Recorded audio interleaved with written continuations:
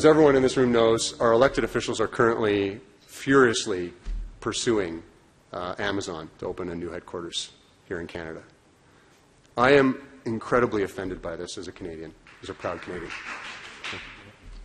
I'm just, I mean, what are we celebrating? I mean, we're celebrating a big American firm coming into our country, identifying our top talent, paying them less than they have to pay them in the United States, and then the ones that, the rising stars in that organization, what's their career path? Their career path is to Seattle. Amazon, like Jeff Bezos isn't moving to Toronto or Calgary. You know, Amazon is a U.S.-based company. The vast majority of its shareholdings is foreign-owned.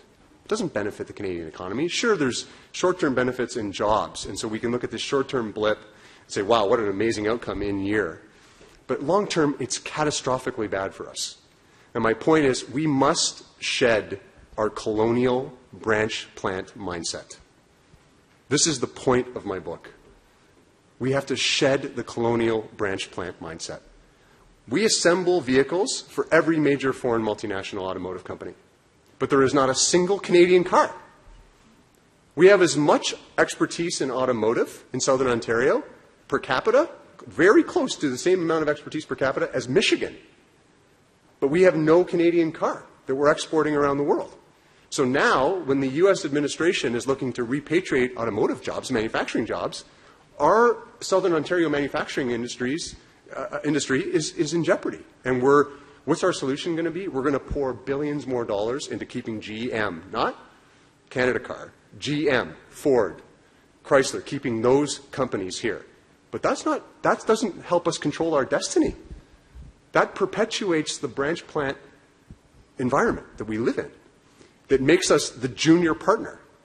It makes us second fiddle. It's going for the bronze medal. We have to break free from that cycle. It's true in energy. Why are we not exporting refined petroleum products?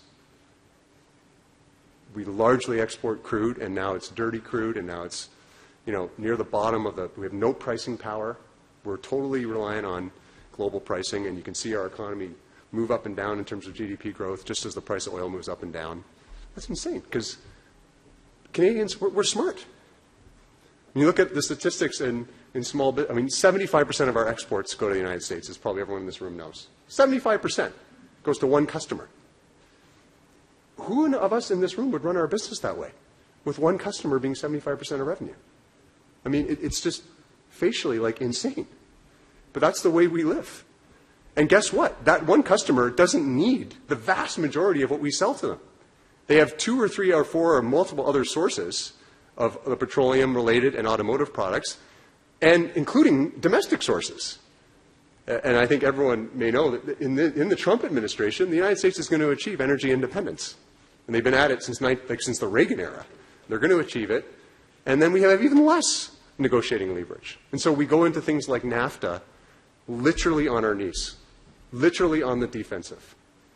Because they don't need to trade with us.